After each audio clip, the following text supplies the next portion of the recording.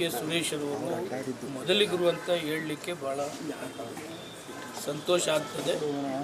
ಆದರೆ ರಾಜಕಾರಣ ಜನಗಳು ಅವ್ರನ್ನ ಪರಾಭವಗೊಳಿಸಿರ್ಬೋದು, ಬಟ್ ಆದರೂ ಅವ್ರು ಮಾಡಿದಂಥ ಕೆಲಸನ ಕಂಟಿನ್ಯೂ ಮಾಡ್ತಾರೆ. ಒಂದಲ್ಲ ಒಂದು ದಿವಸ ಅವರ ಜನರಿಗೇನು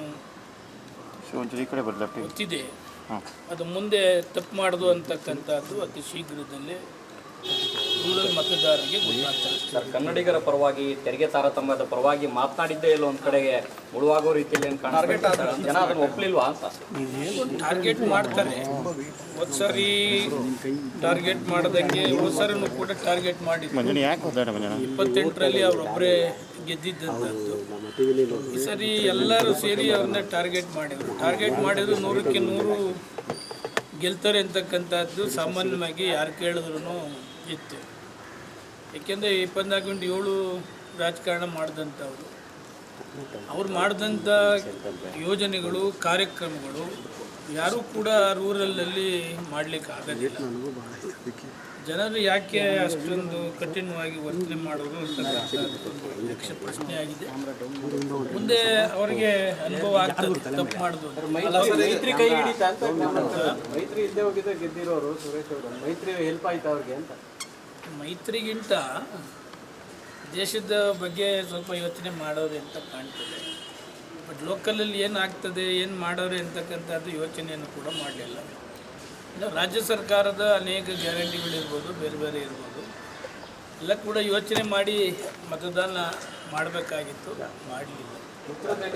ಮುಂದೆ ಈಗ 2 ದಿವಸ ಆಗಿದೆ, ಅವರನ್ನು ಕೂಡ ರೌಂಡ್ ಹೊಡೆದು ಎಲ್ಲ ಗೊತ್ತಾಗ್ತದೆ. ನೀವು ಬೆಂಗಳೂರು ಉತ್ತರ ಅಭ್ಯರ್ಥಿನ ವಿರೋಧ ಮಾಡಿದ್ರಿ, ಆದರೂ ಕೂಡ ಗೆದ್ದಿದ್ದಾರೆ ಅವರು. ಯಶವಂತ್ ನಡಿ ಈಗ ಶುರು ಮಾಡೋಣ. ಕೇಸರಿಯಿಂದ ಮನೋಲ್ಲಾಸ ಮನಸ್ಸು ಮತ್ತೇರಿ ಕುಣಿದಾಡಿದೆ ನೋಡು, ಮನಸ್ಸು ಮತ್ತೇರಿ ಕುಣಿದಾಡಿದೆ ನೋಡು.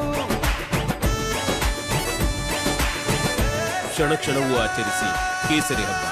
ವಿಮಲ್ ಬಾಯಲ್ಲಿ ಹೇಳಿ ಕೇಸರಿ. ವಿರೋಧ ಮಾಡಿದೆ ಅಂತಂದರೆ ಯಾರು ಚಿಕ್ಕಮಗಳೂರು ಮತ್ತು ಉಡುಪಿಯವರು ಗೋಬ್ಯಾಕ್ ಅಂತ ಹೇಳೋದಾಗ ನಾವಾಗ ಮಾಡಬೇಕು ಅಂತಕ್ಕಂಥ ಇತ್ತು.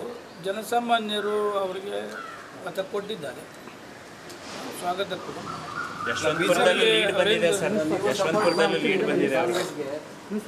ಹೌದು, ಪಂಚಾಯತಿ ಚುನಾವಣೆ ಬೇರೆ, ಲೋಕಸಭೆನೇ ಬೇರೆ, ವಿಧಾನಸಭೆನೇ ಬೇರೆ. ಹಾಗೆ ಅವರು ಏನು ಮತ ಕೊಟ್ಟಿದ್ದಾರೆ ಅದನ್ನು ಸ್ವಾಗತ ಮಾಡ್ತಾರೆ. ನೀವು ಬಹಿರಂಗವಾಗಿ ಹೇಳಿದರೆ ನಾನು ಅಭ್ಯರ್ಥಿ ಪರವಾಗಿ ಕೆಲಸ ಮಾಡಲ್ಲ ಅನ್ನುವಂಥ ಮಾತನ್ನು. ಹೌದು, ಮಾಡಲಿಲ್ಲ. ಅದರ ಲೀಡ್ ಬಂದಿದೆ ನಿಮ್ಮ ಕ್ಷೇತ್ರದಲ್ಲಿ. ಇರ್ತದೆ, ಇದೇನು ಮಾಡೋಕ್ಕಾಗಲ್ವಲ್ಲ. ವಿಧಾನಸಭೆ ಬೇರೆ, ಲೋಕಸಭೆ ಬೇರೆ. ರಾಜ್ಯದ ಫಲಿತಾಂಶ ಏನಂತ ಬಿಜೆಪಿಗೆ ರಾಜ್ಯದ ಫಲಿತಾಂಶ ನೋಡಿದಾಗ ನಮಗೆ ಇಲ್ಲ, ಕಾಂಗ್ರೆಸ್ಗೆ 14-15 ಬರಬೇಕಾಗಿತ್ತು.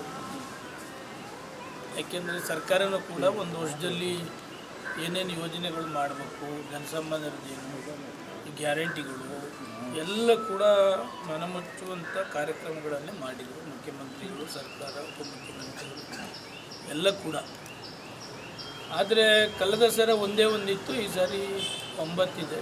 ಸರ್ಕಾರನೂ ಕೂಡ 14-15 ಬರ್ಬೋದು ಅಂತಕ್ಕಂಥದ್ದು ಕೂಡ ಎಕ್ಸ್ಪೆಕ್ಟೇಷನ್ನು ಇತ್ತು. ಆ ಮಟ್ಟಕ್ಕಾಗಲಿಲ್ಲ. ಅಟ್ಲೀಸ್ಟ್ ಒಂದಿದ್ದದ್ದು 9ಕ್ಕಾದ್ರೂ ರೀಚ್ ಆಗಿದೆ.